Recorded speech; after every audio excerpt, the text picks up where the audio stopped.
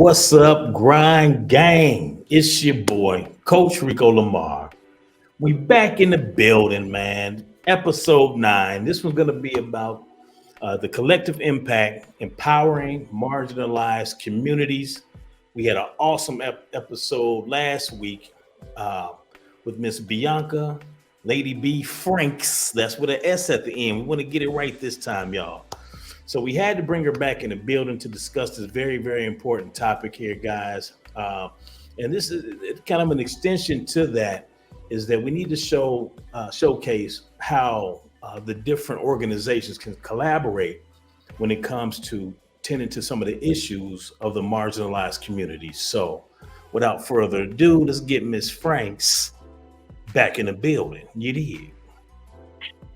Hey everybody, so I'm Bianca, Ladee Bee Franks. Make sure you get that right before my grandma call you. No.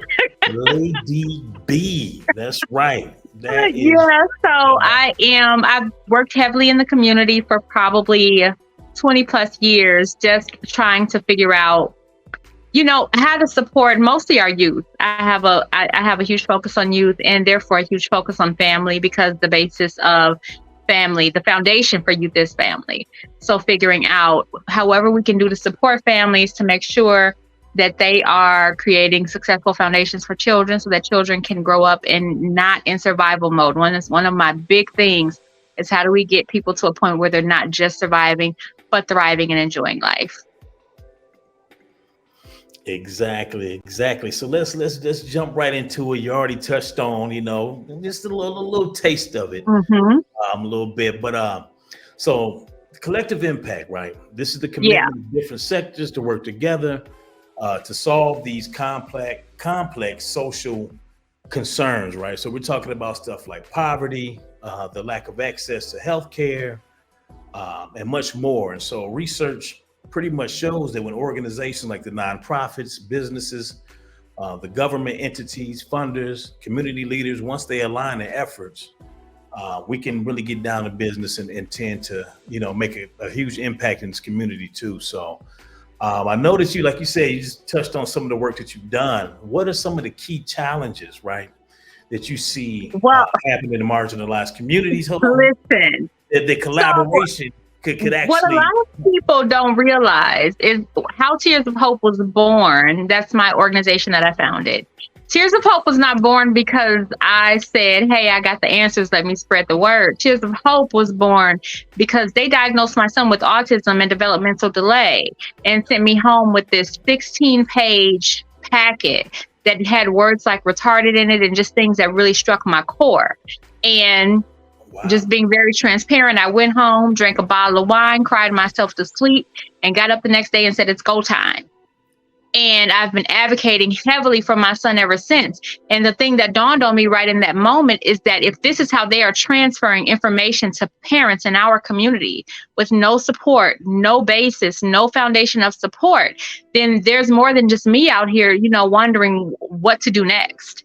And so I started support groups so that we could start supporting each other in this, because literally that's how they're diagnosing our kids. They're diagnosing them and with this verbiage that tells us that our kids have no hope and sending them home. It's gotten a lot better. I will say that. My son is 20.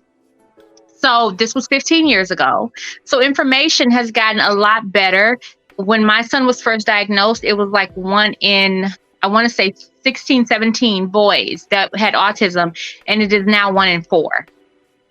So the number has increased so dramatically that there's no way to ignore this anymore. There's no way to sweep it under the rug. We got to do something about it. So one of the first things I did was start to do my research. I did really heavy research on autism and all the things that it could mean. I did a little bit of research on where he was, where they were saying his delays were. And then I started scheduling appointments. Also, I researched testing. I think it's very important to know that there are different kinds of testing out there. There's more than just one test to diagnose everything. So the first thing that I would advise is to definitely research how you want your child tested. They did an office visit test with Javon that I did not agree with. And I just was like, no. They put him in an office. It was like a 3-hour test with this psychologist he had never met in this room. And I told them that your testing It's not accurate. There's no way it's accurate because he's not comfortable. I had to fight them to get them to do something called ADOS testing, which is done in the classroom based on evaluation while he actually interacted with his peers through a series of activities so that I could get more accurate testing in his natural habitat. And they fought me every step of the way because the school system, if you get that testing done at the school has to pay for it. And they did not want to do it because they didn't want to pay for it. I ended up having to reach out to the superintendent to get it done. So pretty much, so for your example, and obviously, like you said, with your son, so the collaboration mainly took place on the educational side. Exactly. Of it, right? Yeah, exactly. Now, so the collaboration piece, it's very difficult because I can tell you that you can reach out to support workers and they're going to help you. Right. That might be true and it might not. I mean, the truth of the matter is I've had amazing case managers that I hated to lose. I had one I lost because she went for her master's and then went after a career making more money. And you know what that's like. And so we lost her. And the next case manager he had was horrible and I had to fire him. And I was like, yeah, no, it's a no for me. So the whole case manager thing really is a luck of the draw. But the first thing that I would do, figure out what kind of case manager your child qualifies for. Okay. They have ILS workers, they have ARMS workers, they have actual case managers, social workers, developmentally delayed workers. So there's a category of close to about 10 different workers that your child might qualify for. And a lot of times they don't tell you those things exactly. So you have to go in asking those questions. And then the first time you sit down with them, you ask them what they do so that you're not confused about what they can support you in and what they can't. Some workers are able to, a lot of times in the marginalized community, one of the big issues we have is transportation. There's a lot of marginalized community that they don't have vehicles. Find out which worker can actually drive you around. Find out which worker can't. That way you're not sitting in disappointment because someone says no because it's out of the realm of their work. Find out which workers can make phone calls for you versus which ones can just give you information and you have to call for yourself. These are all things that you should have in place literally by first to second time meeting with them. You should know exactly what they do and exactly what they support you in and exactly what their limitations are. Absolutely. And that education piece is so crucial. You know, Mm-hmm. I mean, there's information out there, or, you know, like you said, there's arms workers, there's different lanes. Yeah. I'll say, because I've worked in the human services sector as well. But like you said, the self-education piece is equally as important. Mm-hmm. Like you said, they only you really know the unique needs that you have, right? Yeah, you got to work within the system.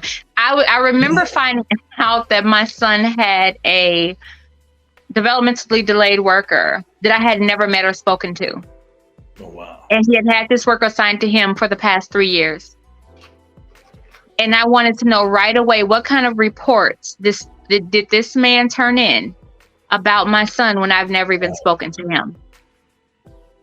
So because a lot of them, and it's not, I want to blame them, but I can't really because they have a heavy workload. Social service has a heavy workload, and so it's like, it's another name on their desk. So you have to be the one to initiate that. One good place to start is front door. You can call front door. You can get the number to front door through 311. And you can call them and let them know this is my child's diagnosis. Let them know whether or not your child is getting SSI or MA, and they will automatically connect you with, at the very least, a social worker or a developmentally delayed worker or both. Okay. And that's a good place to start. It's a very good starting point. Also, whoever diagnoses your child, ask them what services they recommend. Are there any programs specifically that they've worked closely with that have been a success rate? Okay. Again, that's that self-advocacy piece too. Mm-hmm. Like I said, I mean, you have a wealth of knowledge with regards to this. And so I just, again, working in the education field, and then have an opportunity to work on the human services side of it. A lot of the work kind of overlaps. You know what I Yes. mean? I mean, Absolutely. especially if you worked in the school districts in the city, Yeah. you already know. I mean, you pretty much Yeah. doing a dual role anyway. I mean, you the kids' Listen. parents, you the uncles, you know what I'm saying? You pretty much doing it all. So now let me say this too. This is the key issue that we have in our community. I got probably the most help and support I've ever gotten from the social workers at the school with my son. A lot of people shy away from using the social workers at their school because they automatically think child protection. And we have to get away from that, because what's happening is our children are not getting the support that's available to them. Social workers, their job is to know these programs. Some of them know them very well, some of them not so much. But social workers also don't know what's going on in your home. So this whole thing that we have about what happens at home stays at home, yes, to some extent, right? But also to another, you have to get comfortable asking for support. Exactly. Because then you have more support from the school. So now the social worker knows this is what your child struggles with. They're actually now researching services to help you support your family. And now the school internally knows that this is a specific struggle. The teachers now know. And so then in the classroom, when certain things come up, they understand, okay, this is a thing mom communicated. All of it really is a support. Now, don't get me wrong. I'm not saying it's never abused. I'm not saying that. Right. But to be honest, we got to, we know that happens, right? But I prefer to take the risk of having my child supported properly than stay quiet and having no support for my child. Exactly. I can't express, and shout out to my educators out there. Absolutely. And even, the folks in the human services field, these are two very, very extremely undercompensated fields for folks to work in. And unless you're, kind of the upper echelon or you're on the administrative level, then the salaries don't look a lot different. But we know the real work, the real soldiers that are doing this work are there on the front lines. They're on the front lines. With our youth. And so, I definitely, again, I've been in that particular space, and we just don't get enough credit. You know what I mean? Yeah. We just don't get enough credit. And it's not utilized enough. These workers show up. And this is the thing, y'all. These people don't make a lot of money. Okay. They're doing this because they want to help and they want to support. They're not doing it for some large paycheck, because they're not getting it. I promise you. So when they showed up to support, and the first thing that they get really is judgment.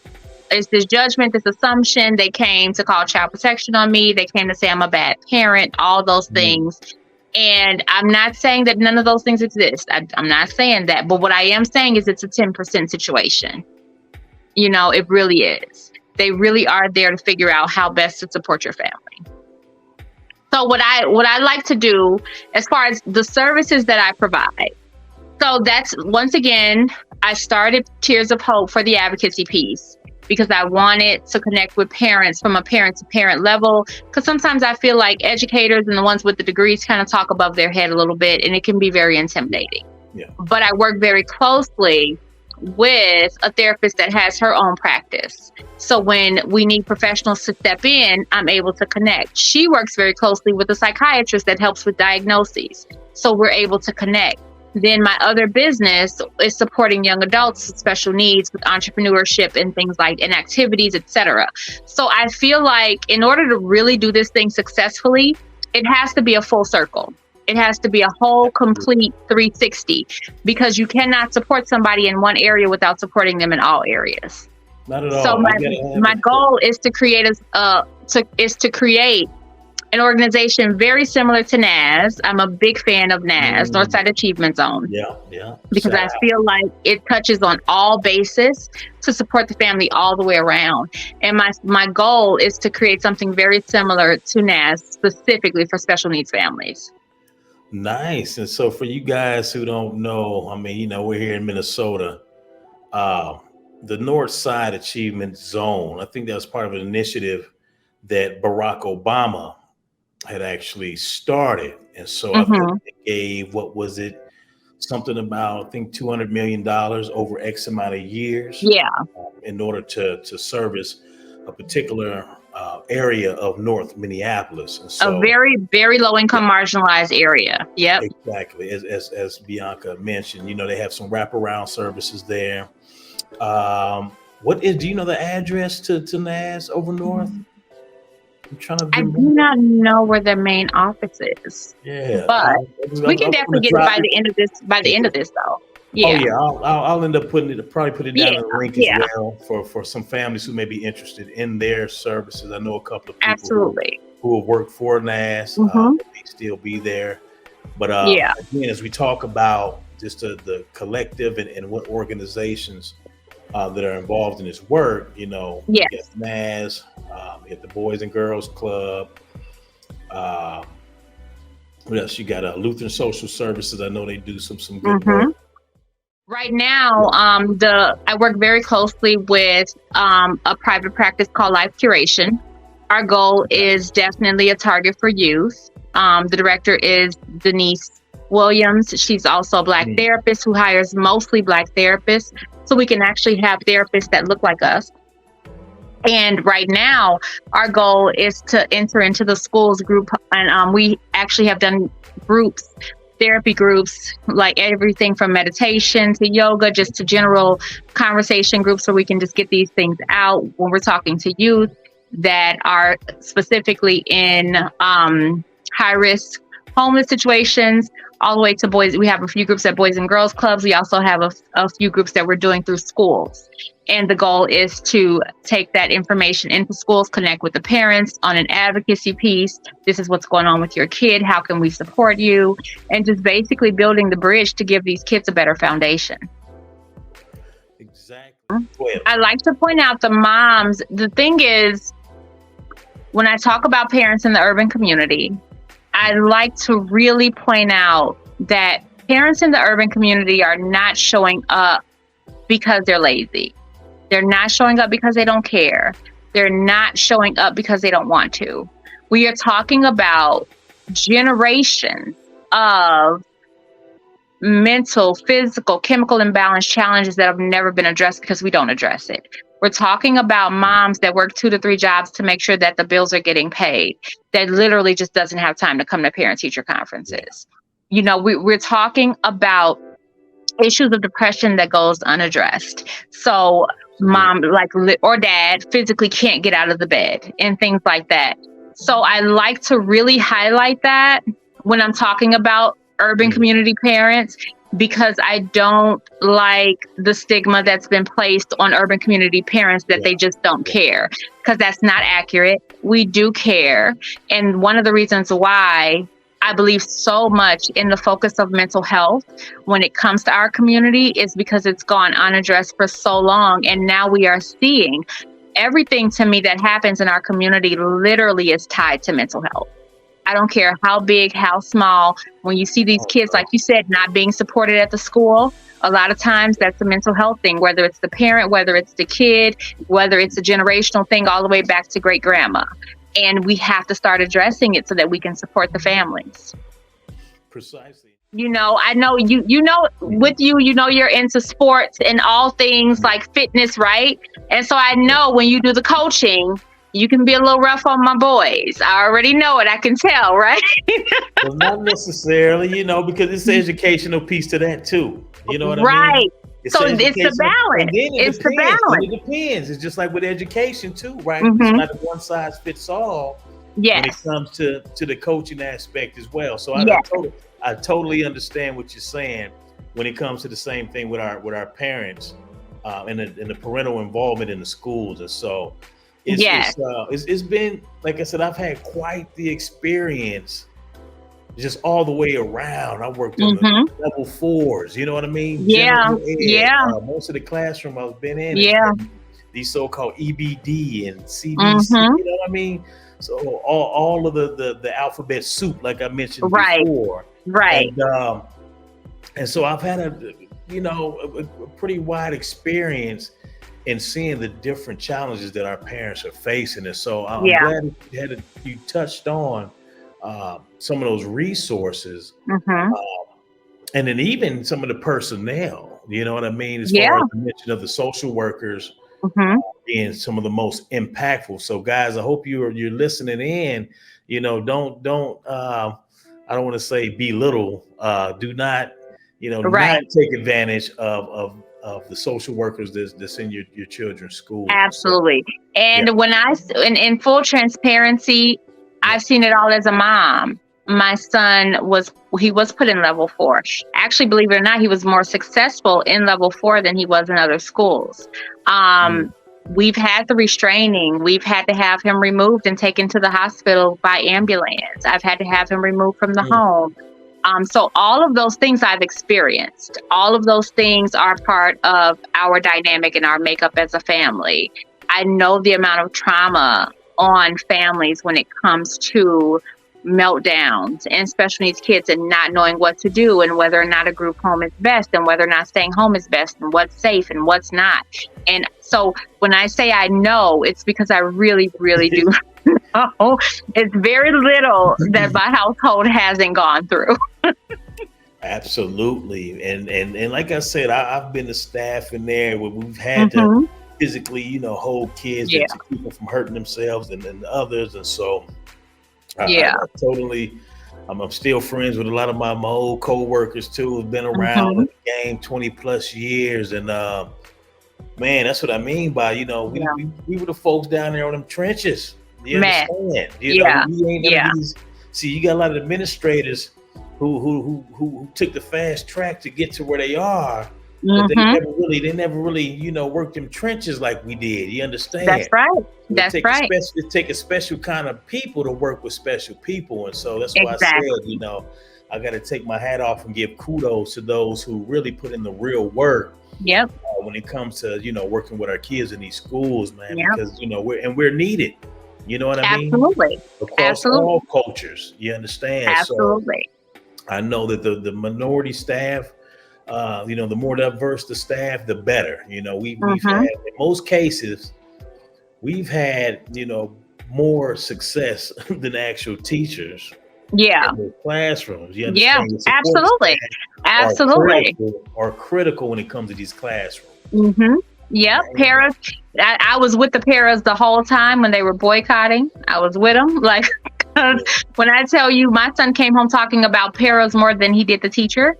As far as the ones that supported him and all the things, So, yeah. But I definitely want to make sure we get into some of these tips. Let's get into some of these tips. Do that too. I know. Like you said, I know you had a long day and you got a lot on your plate too. I want to make sure we cover everything though. We're going to let Miss Ladee Bee go ahead and break down some tips that she has on this topic. Go ahead. So we are going into the beginning of the school year. So my suggestion, especially if you have a neurodivergent child or a special needs child in any way, is we're a couple weeks out. You want to definitely start changing up. And this is really just a general tip for parents in general. You want to go back to a school day schedule now. You want to start getting them in bed at a certain time. You want to start getting them up at a certain time. You want to start pulling out some activity workbooks so they can get used to sitting for a few minutes, with breaks in between, that type of thing. You got to start giving them structure now. It will make your life so much easier as you transition into the school year. So that's tip number 1. Tip number 2, schedule a meeting with your child's team. The majority of children that with any form of special needs have an IEP. Schedule an IEP team meeting. Talk about how the summer went. Talk about any struggles you had. Talk about anything that came up out of concern, and be very specific. And you want to make sure you get that written into that IEP. And then I want you to find an IEP support specialist. Feel free to reach out to Tears of Hope, an IEP support specialist that can actually go over the IEP with you before you sign it. Remember, an IEP is a legal document, okay? Legally binding, which means what you put in there is what's going to stick and stay. Also, remember, regardless to what the IEP says, as a parent, you have a right to request an addendum. An addendum very simply means there's a part of the IEP that you don't like and you want to change. So you can request an addendum to this document and get it changed to something else that works better. Let me give you an example. Let's say you have in there for your child to get a break every 3 hours during the school day, like maybe right before lunch. If the feedback you're getting from the school is that right around hour 2, they're getting more frantic, that's when behavioral things are starting, ask for an addendum so that your child gets a break every hour and a half right before that time starts. Because very simply, by just adding that in where they can get up and take a walk to go get them a sip of water from the fountain and come back can literally change the dynamics of the day. You have the power to do that. I want you to understand that. IEPs are not created for teachers to tell you what to do with your child. IEPs are created to give you more power over how your child gets to operate throughout the day. So I want you to remember that. Also, do check-ins. They have made it harder. Like, you can't just walk into school and sit in the back of the classroom like our parents did. But I would say request time. At least I would really suggest at least once every 2 weeks, once every month or so, depending on, whether or not your child is having struggles, that sort of thing, so that you can touch base and kind of see what's going on, what's working, what's not working, whether or not they're having a good couple weeks. Maybe toward the end of the week, something's happening. Once again, an opportunity to create an addendum for the IEP. Okay, it looks like toward the end of the day. So on Thursdays, we're going to give them longer breaks because toward the end of the week, it gets a little harder for them. So you get to decide what your child needs. Stop putting that power in somebody else's hands. You have that power. Also, utilize your social worker. They're there for a reason. Social workers, let me tell you, very transparent moment. I have struggled as a single mother. Social workers have helped me with Christmas. They've helped me with rent and bills. They have helped me tremendously. My social worker at one of my son's schools actually created a small play group of all the kids that were struggling the way my son was verbally. So one of the reasons that his social skills has improved so much is because of the work that the social worker did for this small group of children. My son was nonverbal and now I can't get him to shut up. So there are things that they can do. So I would say put that energy in, and like Rico said, you definitely want to make sure that you are showing your face at the school. I don't care how good or bad somebody says your school is. I guarantee you the kids that are being taken care of are the kids whose parents that school knows they're going to see. And that's just a thing. So I think that was the thing that I wanted to focus on for tips, because I know this is the time that we're going back to school. And I really wanted to touch base on figuring out how to give parents tips to give their kids a successful school year. Oh, one last thing, transition time. So telling children, this is a big deal. And then once again, this is not a special needs kid thing. This is a kid in general thing. Telling kids, okay, stop, you're done. It's time to go have lunch or go get in the bath or do whatever it is you're asking them to do. It's hard for children. They don't transition that quickly. You need to implement something that makes transition easier. Some people use a timer. Some people will just say 5-10 minutes. Okay, you got 5 more minutes. So what that does is their brain starts to mentally prep them for the fact that things are about to change and they will have to transition soon. You might still get some resistance, but you won't get as much. And I think that we go through this thing as parents, this dictatorship, where it's like, well, I said, get up. Come on, let's go. Dinner's ready. Kids don't operate like that. They don't move that fast. So I believe in communicating with children the way you want to be communicated with. We all look at the clock at 4:45 and say 15 more minutes and then I'm done. So you give kids that same opportunity to do that. And I think it builds a much better relationship with kids because they feel respected. And it gives them that transition time, and you can still get things done at the time frame that you want. You're just giving them a little bit of a heads up. So yeah, those are the tips that I wanted to share with you guys to hopefully get you and your kids off to a really good year, really good start. Once again, any questions or concerns, please reach out to Tears of Hope. Right now, we're available mostly on Facebook, working on the website with Rico, eventually sooner versus later. But Facebook, I am putting together just a tips book, just something really quick. I want to put something together for questionnaire for daycare. It'll be tips entry level for school, tips for questions to ask workers, etc. And so that will be available and coming pretty shortly. Awesome. Like I said, y'all, she has a wealth of knowledge, and even even greater wealth in the passion, as you guys can see. Yes.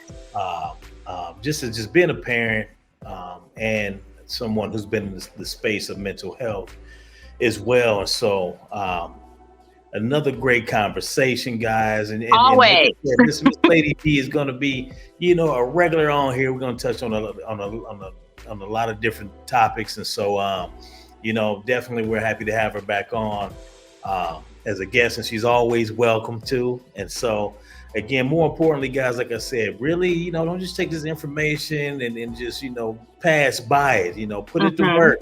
If you guys don't need it, please feel free to share it with some of your friends and family who could use some of these resources. So, but guys, that's a wrap for us. That's episode number 9.